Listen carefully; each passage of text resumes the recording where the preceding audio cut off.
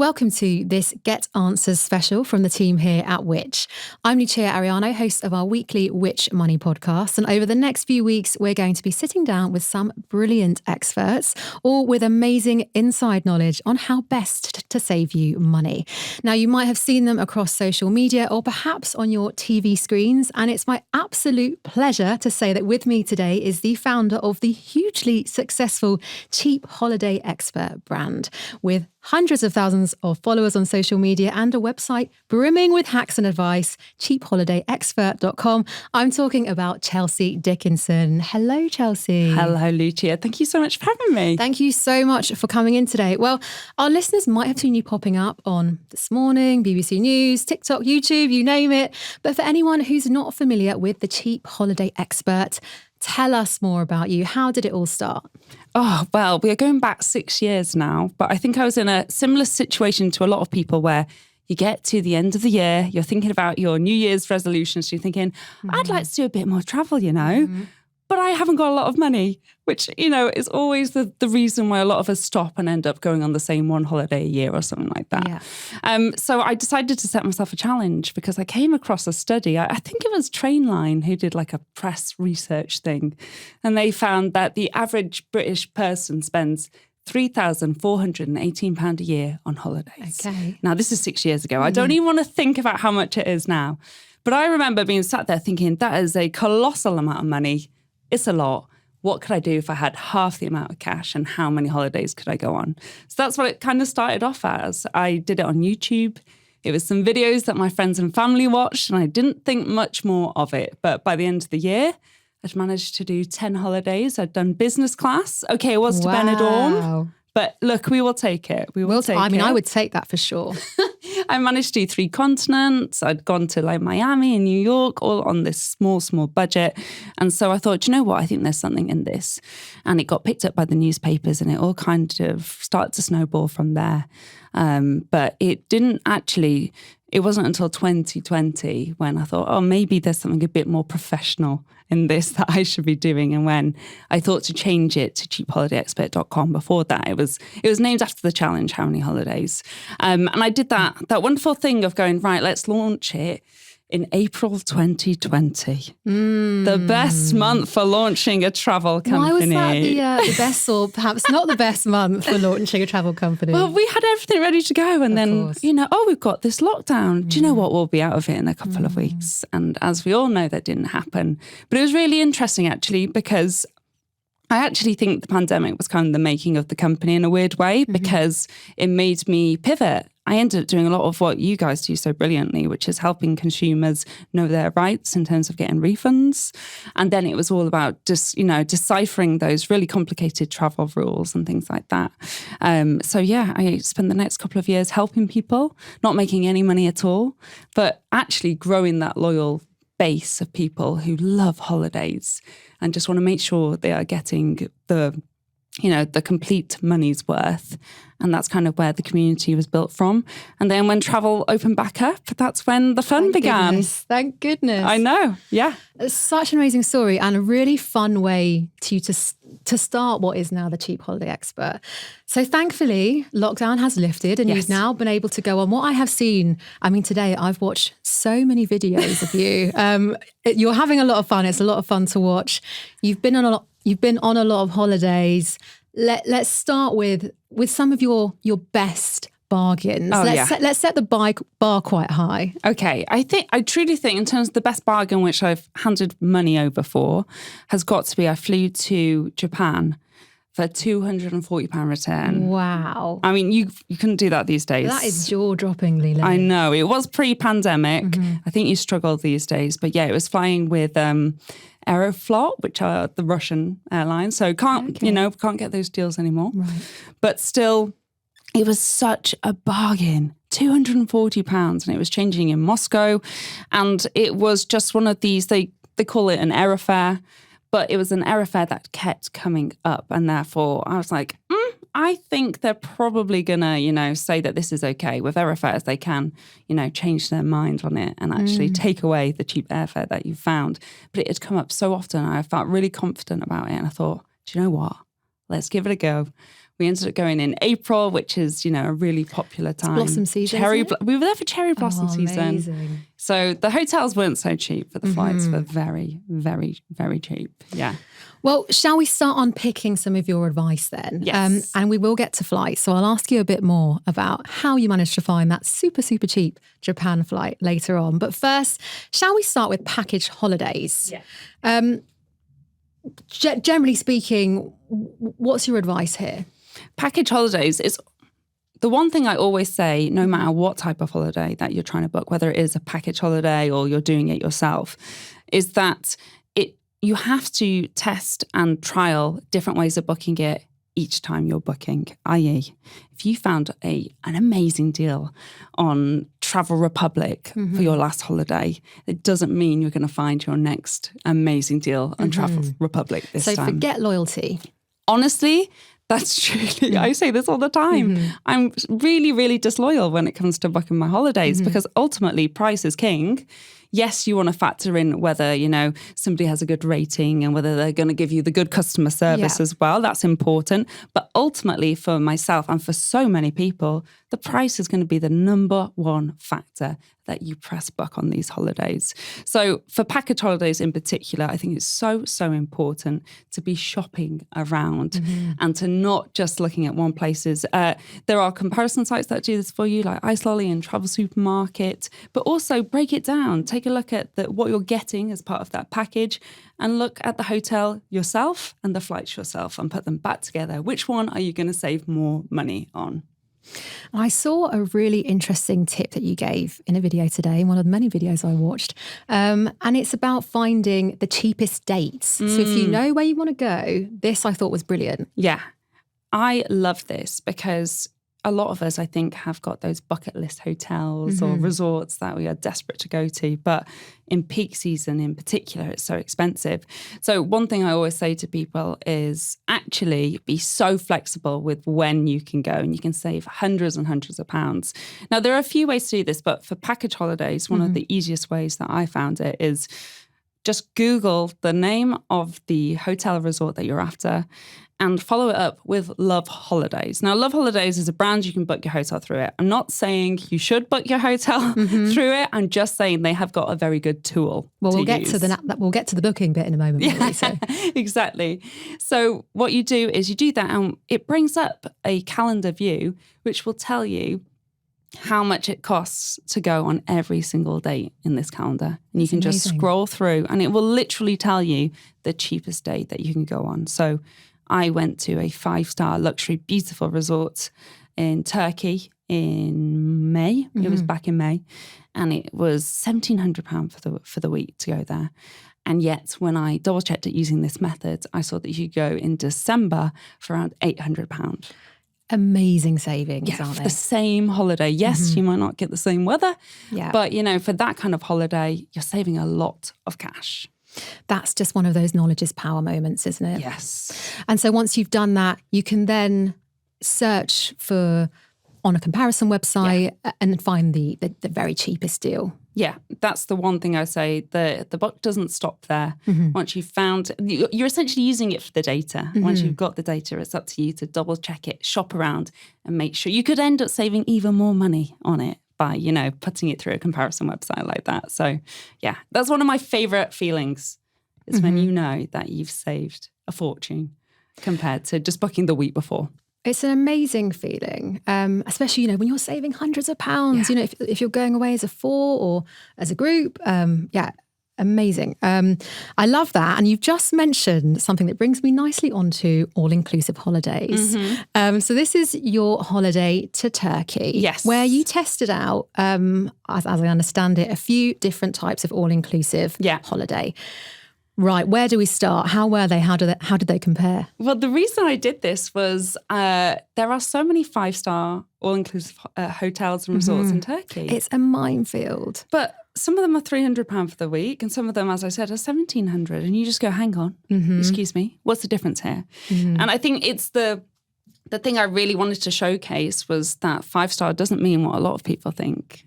People naturally think 5-star equals luxury. Yeah. No. 5-star is about facilities. Right. Somebody has, ticked off a list. Oh, that's right. It's got a business centre. oh, we offer ironing in the hotel. You know, these are all the things that they have to tick off a list to make it a certain star rating. And of course, it's different country to country as well. So the Turkish star rating is different to the British star rating. So I really wanted to showcase that. And so I chose to do that by going to a budget mid-range and a luxury 5-star hotel in Turkey. And what was really interesting to me and what I wasn't expecting was the low one, which was around £387 for the week. I only stayed at them for like 2 days each. That was amazing value. And yes, It was cheap, and you know, you got what you actually. I think you got way more than what you paid for in that. In that the food was more than fine. I was giving it ratings of like 6.5 out of 10. It's not bad for the cost, it's well worth it for nearly £1,000 saving. Isn't Yeah, exactly. And what really surprised me was I actually didn't think the mid-range option was a big enough leap up. Right. For the money versus the cheaper one. I really expected to come away thinking that the mid-range option was the best value, but actually I came away thinking the cheapest was the best value, followed very closely by the luxury one. Well, I mean, that's what we wanted to hear, really, isn't it? That is fantastic. I absolutely love it. I also saw you did a video on watered down alcohol, or perhaps not watered down alcohol. Yeah. I mean, I had to ask you about that. That was just one of those ideas where when I was canvassing for where I should go for my 5-star Turkish holidays, got a few comments saying, oh, don't go to the cheap ones. They water down the alcohol. I've heard that. I've heard it too. So I was like, all right, let's do a little bit of myth busting on this. Let's find ourselves, I think it's called a refractometer. Oh, okay. So it's not quite an alcohol measurer, but it does tell you the percentage of alcohol, like how strong it is. Yeah. So yeah, you know, we put on our little lab coats. Love it. Got some shots of vodka and gin and did a little taste test and a little bit of a refractometer test as well. Yeah. But at our particular hotel, it was what they said, around 35% strength. I don't think they're watering it down. I watched them break the seal. I believe them. That's great. I mean, that's that's really what I wanted to hear. And, it's good to hear you say that the budget ones, met your standard, I suppose. Just to give you an anecdote from my sister-in-law, she was going away this summer and she was telling me that for an all-inclusive resort for her and her 2 kids, her partner, my brother. That's for the After Hours podcast, actually. It was looking at $4,000 for Ibiza, for a resort in Ibiza. Wow. And that's $16,000 for a family of 4, which is just nuts. I should say she didn't book this holiday. But I just thought, I mean, are people really up against it with these figures? So that is brilliant news. In terms of finding a bargain within all-inclusive holidays, is there any tips you'd give there? It's all about your dates, essentially. It's about your dates. Can you possibly go when it is not the peak season? Yeah. I know that's not what families want to hear. They really do get their money's worth out of families, especially in the summer holidays. Yeah. There are a few things you can do, though, especially if you are a family. The last week of August tends to be cheaper. Of course, I am speaking to those with children in English and Welsh schools. The Scottish kids are, back in school by that point. But then there is another kind of top tip that you can do where if you do live close to the Scottish-English border, if you're English, going away in that last week of August, but flying from Scotland can be a lot cheaper, and vice versa. Interesting. Flying from England, but in that June period where only the Scottish schools are off, can save you a lot of money as well. So it's all about demand, essentially. You're looking for those pockets where less people are doing what you want to do. And that's when you're going to see the savings. It's thinking outside the box a bit with that, isn't it? And I mean, we're kind of getting on now to the DIY holiday versus the package holiday. So when it comes then to booking your flights and your hotel separately, what should we take first? Should we go flights first? You've already given us some hacks. Should we run through some more? So this is the big thing I always say to people. Cheap flights are amazing, but they're not the only thing. And they are a one-off cost. If you are going away for a week, perhaps even 2, you're actually way better at focusing on your daily costs. Be that even your car hire, because that can really add up. your accommodation, and actually your food and drink.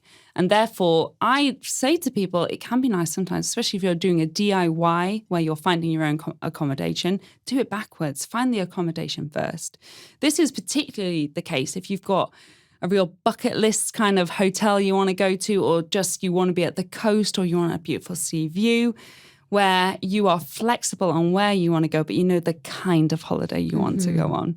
By using filters on search websites such as Google Hotels, Airbnb, you can really not have to specify the date, find what you're after, and then find what the cheapest dates are for what you're doing, and then slot the flights in around it. Because actually, you're way better spending £50 extra per flight if it means you've saved £400, £500 on the accommodation. So it's a balancing act. Yeah, I mean, you know, those £9.99 flights can look appealing, but there's a lot more that goes into your holiday than just that. I mean, even just into the flight itself, you could be paying for seats, luggage.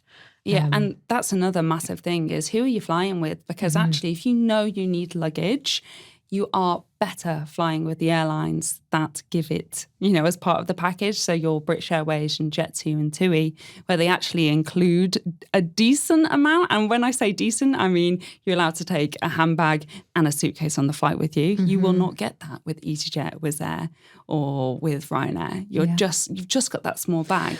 Well, hold that thought, because I've been really excited to talk to you about packing and luggage and hand luggage. But let's just hold that for a second. Okay. Well, we go on to hotels. Yes. So you've booked your flights, now your hotels. How do you get a good deal? So for your hotels, again, there's a lot of flexibility that comes into play. So it's all about when are you going. If you can, I say this to people all the time, if you want a city break, please just shift it one day along. Most people fly on the Friday and come back the Sunday. If you go on the Saturday and come back the Monday, you're not really changing the amount of annual leave you need to take off. Yeah. But what you're doing is you're bringing the price down. So it's thinking outside the box for that kind of thing. But then in terms of actually booking the hotel, again, shop around. It's all about comparison websites. I tend to use Google Hotels, but then I'll check on Trivago, and that will allow me to check on booking.com, on hotels.com, on all the different third parties, and of course, check direct as well. The one thing I will say is make sure when you're going to all these third-party websites that you are logged in. More and more of these websites are rewarding you if you have any loyalty with them at all. So what can often happen is I'll look on booking.com and it might be £76. I'll log in and they've given me a 15% discount because I've booked 10 hotels already with them for that year. So it's just worth making sure you are logged in on everything before you recognise what the final price is. It's so interesting you say that, because I've noticed personally that I could be on a booking site, on their website, then I could be on the app. Maybe my partner could also be on their phone, and we're all getting different prices for the same thing. Yeah, 100%. Also, it can be based on who's sending you to that link that you've clicked on. So, for example, cashback sites are brilliant, and you can, recoup quite a bit of, money here, there, pounds, which can really add up. However, I have found as well that the link that they give you can sometimes bump the price up. Yes, I found that too, actually. So it's not to say that cashback sites don't work. It's just check every single route every single time. That's the best way to know that you're getting the best price possible. Research. Yes. And once you've booked your hotel, what about upgrades? Now, I've actually been quite lucky and had a couple of these over the years. Okay. At the end of my honeymoon, I got one. Saying that, I did have a honeymoon fail in that the first place, we stayed at a few places, and the first place we got to, she asked to see a photo. I'd written that it was our honeymoon. She asked to see a photo of the wedding. I suppose she just thought maybe I was lying. And not luckily, because I had got married very recently. I showed her on my phone, well, here's my wallpaper. It's my husband. And she seemed, pleasantly surprised, I think, actually. So I've had some wins, I've had some fails. What do you reckon? Is it something that we can all try? Is it worth trying? That is so funny. Do you know, my first thought was, thank God for AI. I'm going to ask them to put me in a wedding dress. And I have that on my phone in my favourites folder at all times. Ultimately, it's okay. You don't have to say, that you've just got married. Of course, you know, if you have just got married, you should absolutely tell the hotel that. I always think if it's a good hotel, they will be prioritizing their customer service and they want to make your stay the best stay possible. And therefore, if they have got a free room that is an upgrade for you, a lot of hotels will do it because it doesn't cost them loads of money extra, but it means that you may come. I think it's a win-win because you'll come away absolutely delighted. You're probably going to post about it on social media. And also you can tell your family and friends that you had this amazing time at this hotel. So it works for everybody involved. And that is the reason why I think it is more than fine to email to ask for an upgrade when you don't even have a special occasion. I love this. Because you're going on holiday, you're spending money. It is a special occasion. In my head, that's enough. That's enough a reason to ask for It is a special occasion. Yeah. We're not all doing it, 10 times a year as you were all those many years ago. Yeah. So what I always say to people is you send an email and you just really polite and just why are you excited to stay at this hotel? How did you find out about it? Let that person know why you are excited to be staying with them. And then it's just about phrasing it in a delicate way that's very polite, that says, I would love to be considered for an upgrade. It would really make our trip. However, totally understand if you don't have the availability. Either way, we can't wait. See you soon. Right, pause this episode, rewind it and write that down because that's something you're going to need. I'm definitely going to try that. Why not? And also, I do find that we do tend to go on holiday around special occasions anyway, birthdays. Yeah. Christmas. Oh, if you name it, really. If you have a special occasion, drop it in there. Absolutely drop it in there. But also just going out there and asking that question can work too. I get a message every single day from somebody saying it worked and then sending me a picture of them in their suite or going, I didn't get an upgrade, but they did give us a bottle of Prosecco. Or, if it's a good hotel, they will try their best. Obviously, it doesn't always work. And I always say to people, once you've hit send on that email, forget it exists. That hotel does not owe you that upgrade. Do not think badly of them if you don't get it. It's just a lovely, lovely bonus if it does work out. It's just a great idea to send an email. I'd never thought of that because obviously when you're booking, they often ask, do you have any requests or something along those lines. And I've mentioned it there. I've never thought to just go direct, but why not? That's good though, because that's what I do. If I'm angling for a free upgrade, I will start by when I book it, I'll put in the notes so they'll have it noted on the file, but then I'll follow up. So I think that's a good strategy. And if you've done it twice, they'll say, oh, well, she's really made that extra effort. Exactly. She really deserves it. And what about flights then? So I saw this on TikTok that somebody was trying something that somebody else had done, right? So they said that they were told that if they bought the flight attendants a gift, so they bought from the duty free, I think it was like a big bag of chocolates, which probably cost like 20 quid because they're so expensive. Gave it to the flight attendant and just said, oh, I just wanted to let you know how grateful I am for all the work you do. I'm really excited to fly with you today. And they thought that might get them an upgrade. Apparently, so the story goes, they heard that somebody walked over to the person who'd just given the chocolates and said, oh, excuse me, sir, your seat's ready. This sounds like a film, doesn't it? But actually, the girl whose TikTok I watched said that she was given a bottle of water. So that failed on her account. I don't know. Is it legit? Do you think, does this really happen? So I have tried and tested this. Right. And I've spoken to people who it's worked for. But in general, no, it doesn't work. Okay. Spoiler. But ultimately, so I had heard this story too. And I thought, this is interesting. So I was off on a flight to Thailand, to Bangkok, and it was 2 different flights. So me and my boyfriend had bought some chocolate and then we both had a turn to see if we would get any extra special treatment on this flight. No, we did not get any extra special treatment, but I still do it. The reason I still do it is I believe, and someone who perhaps works for crew can correct me if this is not true, but I've been told by a few people that I don't think they can take stuff on board with them, so like snacks and things like that. They'll have their meals on the plane, but they can't exactly take chocolate on board and things like that. So I actually do think it's a lovely little treat to give to the crew. They work really long hours. a lot of people don't realise that they don't even start getting paid till the plane door's closed. Really? So, when we're all sat there waiting and thinking, we just want to get going, they want to get going too because they want to start getting paid. So I actually do still do it because I think it's a really nice thing to hand it over to them. And what I often find is that they go, "Are you crew?" That's the response. It's a thing that crew do for other crew because they are aware, that these people might just need that little pick-me-up as part of their flight, and it may only cost you a few quid, but you've done something nice. And do you know what? If one day I get that upgrade... I want to be the first to know, can I just say? I did it on my most recent flight. I flew to Singapore, and I gave them some Lindt chocolates. And look, they were very nice to me. When they went past, they were calling me bestie.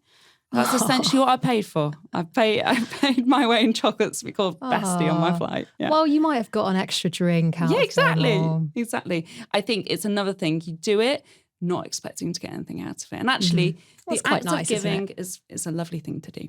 Oh, a lovely note to reach. And what about seat upgrades, as in to get extra leg room? I've been quite lucky with this personally. I mean, I'm 5'11", my partner's 6'4". So I feel like, between us, we're both kind of on the lookout as soon as the doors close. And then we might just discreetly move and get extra leg room. But I don't know about you, but I kind of feel like long gone are the days where you can just ask when you check in. Yeah. It depends what airline. If you're with the low-cost airline, your class as everyone else, it's a free-for-all basically. But if you are with like a national carrier or, I'd say more like the British Airways, I would definitely still flag it. Perhaps not even at check-in, wait for everyone to check in. And then remember, you can always talk to them at the gate as well to say, I actually checked my British Airways flight to Singapore recently. At the gate, I said, "Hi there, can I just double check, are there any free seats anywhere?" And she moved me into a free row. And that was just before I got onto the plane. So you can still make those changes at that point. And as long as it's not too busy, like that they're not going out of their way, you're just asking a really standard question. So don't feel like you're being a burden to anybody. Yeah, I mean, it kind of goes back to your comment about emailing for a hotel upgrade. Ultimately, you are kind of just speaking to another human. Yeah. And you can, just be friendly and nice, and you might find that you get lucky. Honestly, that will get you so far. The other top tip I have if you are flying low-cost airlines, and this is particularly for Ryanair and Wizz Air, who love to split you up. I've experienced that. Yeah, if you do not book that seat, they're going to split you up because they want to try and force you into paying. This is what you do. I almost don't want to give this away because this has a very high success rating for me, and it hasn't become a video yet. I filmed it quite a while ago. I think I'm really sitting on it because I'm like, I just want to keep this to myself. Cat's out the bag now, I'm afraid. What you should do is check in at the last possible moment, or at least keep checking on it in the last few hours. So you normally have until, I know with Ryanair, it's 2 hours before your scheduled departure time. That's when you have to check in for. The reason for this is that they want you to buy a seat. Yeah. And so you can still view the seating plan up until the moment that you check in, i.e. you can see what seats are left over for you to check into. And because they want people to pay, they give away the rubbish seats first. And so often, the seats that are left are the expensive ones. So this has worked out well for me 3 times on Wizz Air. I have got the extra legroom seats because I've just been the last person to check in, and therefore that's the last seat available on the plane. No way. Yeah. And me and my boyfriend, not only that, me and my boyfriend sat 1 seat away from each other because that just were the last seats that were available. And added up together, I think they were worth about £50. But we got it for free. That's amazing. Yeah. What a great tip. I'm definitely going to be trying that because it's so frustrating. And, everyone, it just seems like half the carriers in the same position. Everyone's kind of trying to swap seats with, who can I swap seats with around me, like looking around. It's, very, very frustrating. But again, you've brought me nicely onto packing, luggage. I'm so happy we've got here.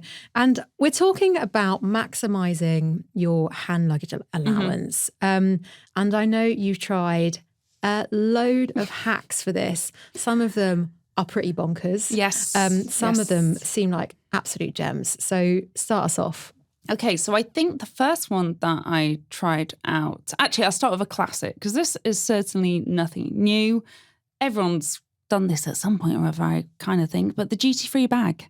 So quite simply, have you not done it? No, I this was the one I thought was a gem. I hadn't done that before. So this has been going on for years and years and years. And quite simply because, people go to the airport and before the flight, they buy stuff on duty-free and most airlines will not ask you to put that in your bag. Mm-hmm. And therefore you've got a bag there that you can probably pop a couple of extra things inside. My big thing for that is don't just buy booze because they seal that up and you cannot get anything in that bag.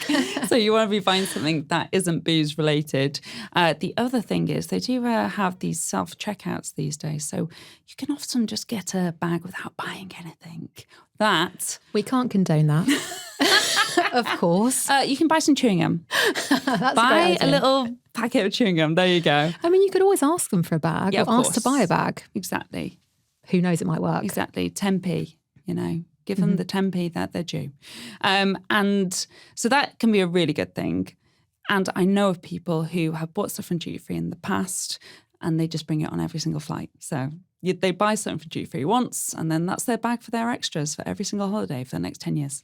It's brilliant, isn't it? And I think it's great as well. I think you flagged this. That's why it's in my head. You can put your handbag in there because often airlines can be quite funny about you having that second piece of luggage when it's actually, a really small handbag, but it's just got your phone and your purse in it. Yeah, exactly. So just pop that in there and do that all the time. Do that all the time. That's an absolute winner. So that's classic for good reason. We start to get on to the more bonkers and bizarre as we move to the other ones that I've tested out.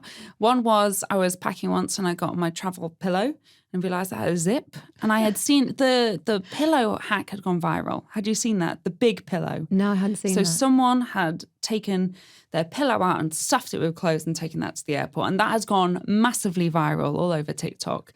And it worked. And it worked. But I remember watching it and thinking, that's great, but that's long haul. Mm-hmm. To me, that's long haul. Mm-hmm. I'm not sure we're going to be getting away with that on Ryanair for an hour and a half. They'll be like, you don't need this pillow. What are you doing?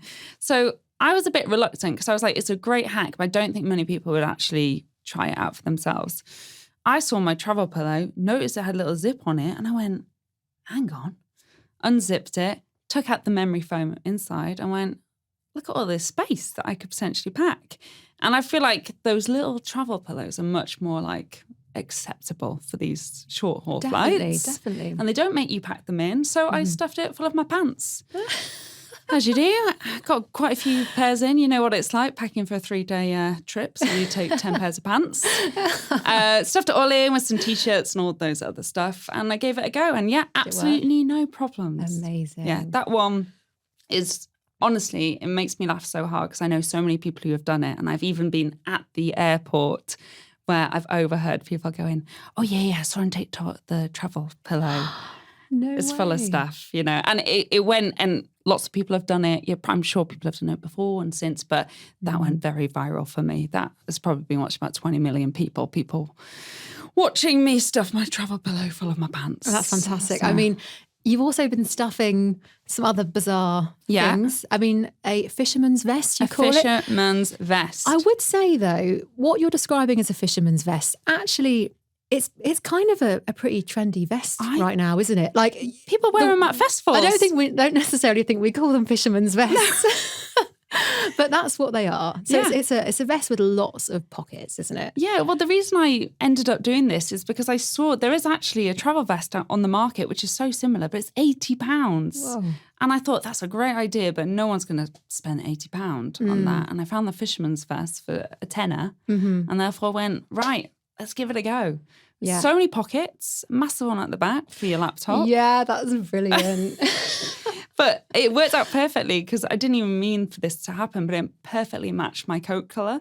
So it kind of just all blended in. It didn't look odd. I thought it looked decent. I thought it was good. You look great. That's what I meant. You looked great. I'm hearing style icon. Yeah. That's what I meant. Yeah. Sorry. So that one, again, I've seen loads of people use that since. I thought that one was silly and no one would recreate it. it has been recreated many a time. I've seen a lot of videos. And the final one was just wearing a bra that was slightly baggy and stuffing that. And I've got to say... That's quite a funny one, isn't it? Do not recommend that one. Very warm on the plane. Yeah, that does. I mean, I suppose once you're on the plane, once you're through, you could potentially I took it off straight away. Bags, but bit awkward, especially as I wasn't even sat next to my boyfriend on the plane. I was not paying for that Ryanair seat. And another thing that can be quite awkward when you're going through with your hand luggage is liquids. Yes. And again, I thought this tip was brilliant about click and collect. Yes.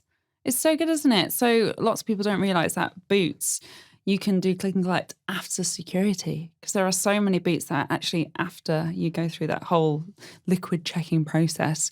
And I mean, obviously you could pop into Boots and buy what you need anyway, but it's really good, especially if you're going to an airport that's got a tiny little Boots. You know exactly what you're going to get. You know the price that you're going to pay it for, and you can save a lot of time by just going straight up to someone and saying, hello, I'm here for my package. And yeah, it just makes things a lot easier. It's a game changer, isn't it? And the last thing on packing, how to successfully pack your one piece of luggage. Do you have any tips on stuffing in as much as you can? I've got to do it tonight. Really? So this is good prep. Okay. You know, I've got to get myself in the zone. Yeah. It's all about making a list and actually mapping out what you're going to wear every day. So on my phone right now, I did it on the tube before. I know what I'm going to be wearing next Tuesday morning. Oh, it's so organised. But it's properly good. You know, the capsule wardrobe. Yeah. If you've got a piece, can you wear it in a different way on a different day? So I think I'm taking like 3 different bottoms, 6 different tops, a couple of dresses, and I'll mix and match. And then having those, I'm not into my fashion that much at all, but I know that they're called hero pieces, which, you know, might be a pair of jeans that you wear every single day. Or for me, this is such a winner, especially if you're going somewhere a bit warmer and you don't know whether to take a coat or not. Like quite a thick denim shirt is such a winner. Very versatile. I wear it like every single day, and it doesn't take up much space, and you can wrap it around you for getting on the plane, so you don't even have to pack it. So that, I would say that's a really good one. Once you're ready, it is all about making things as small as possible. So I swear by vac bags, and I get the ones that you roll by hand. And that is because when you get to your hotel, wherever, and they don't have a vacuum for you to use, you can still use them on the way back. So you pack all your stuff into them and you squeeze in the air out by hand. And that makes them much, much smaller. When it comes to your liquids, I decant everything. So even my foundation, I decant it into tiny little pots. Do you? Yeah, because you've got to think about volume. The smaller, the better. It's also lighter. It just makes it a nicer experience, especially if you're carrying it on your back. Yeah. Or things like that. You want to make that bag as light as possible for yourself. Well, finally then, for anybody wanting to go on holiday this year, obviously we're kind of at the end of summer, but there's still quite a lot of the year left. What are some places you'd recommend for a great budget holiday in 2023? I am obsessed with Poland. I'm literally about to go there once again. I'm off to Wrocław. I haven't been to Poland before. Oh, you need to go. Because what's so wonderful about them is there's a lot of cities that you can go to. You know, a lot of places maybe have 1 or 2 places that are set up for tourists. Oh my goodness, Poland's got so many to choose from. There are these beautiful towns with great food, great people, and loads of history and culture around them. I really, really recommend Poland for a city break. So I'd absolutely look at that. Krakow is such a good one if you haven't been before. I'd absolutely, and Christmas markets coming up as well. Would love to go. Yeah. I love Polish dumplings. Pierogi. Yeah, I am looking forward to eating quite a few of them in the next week. So city break wise, definitely be looking for that kind of region. I also did Vilnius for the first time in Lithuania. Oh, okay. That is absolutely beautiful, stunning. It's really interesting. I find that when you talk about, you know, Latvia, Estonia, Lithuania, a lot of people tend to clump them in with like Poland and Romania, which makes no sense geographically, let alone everything else. And when I was in Lithuania, I really got Scandi vibes. Really? Yeah, you think about it is Northern Europe. It's, you know, it's that Scandi kind of feel behind it, but for so much cheaper than Scandinavia. I was going to say, is it Scandi vibes but not Scandi prices? Exactly, which is my perfect kind of combination. Is a hack itself. So for city breaks, I'd be looking at those kind of destinations, and then going a bit further, Bulgaria is amazing for great value for money. And then, of course, if you can get over the steep flight prices for going further afield, you are not going to get better value than, Southeast Asia and looking at those places. And that is really when you're drilling down into your daily costs. That's where you're going to get the value. I think probably the best country I've ever been to, and it's really hard for me to choose, but Vietnam. Really, I've been to Vietnam actually. It was amazing. It just really brings together so many amazing things. The food's absolutely, it's so good, but it's so affordable. You feel really safe. There's such a diverse amount of different terrains and, there's so much history and culture. I just think that is, it's a wonderful, wonderful country, and I would recommend it to anyone. Yeah, absolutely loved Vietnam. And I think I remember this was many, many moons ago now, but I remember getting meals for 30p when I was there, and, they were amazing. Yeah. Where did you go? This is a test now. Hoi An, Ho Chi Minh. Hoi An's my favourite. Halong Bay. Yeah. Phu Quoc. I might be pronouncing these wrong. I'm sorry for anybody who's recognised that. Anywhere else you'd recommend? Well, the cheap version of Halong Bay is Cat Ba. Oh, okay. So if you want to go and see the same sights as Halong Bay, which is absolutely exquisite, go to Cat Ba. Whereabouts? It's the next island along, basically. Okay. And you go on a very similar boat trip. Yeah. But it'll cost you I say this, I went a good few years ago, but our boat trip was a tenner, and I knew that other people were paying like £100. So, yeah. It's all about those money saving. Even in a cheaper country, there's still cheap tips, that you have to take to make sure that you're getting the best value possible. Yeah, of course. And, it's making me get itchy feet for sure, all of this. But if you had to leave our listeners now with 3 tips, 3 tips for saving, we can have covered them, or something completely new, tips, hacks, advice, what would you say? Okay, number 1, be flexible. Be open to a different destination and just making something work for your budget. You can go away on a budget. You're just going to have to start saying yes to some things that you haven't said yes to before. The second thing is think daily costs over one-off costs. That's where you're going to save the most money.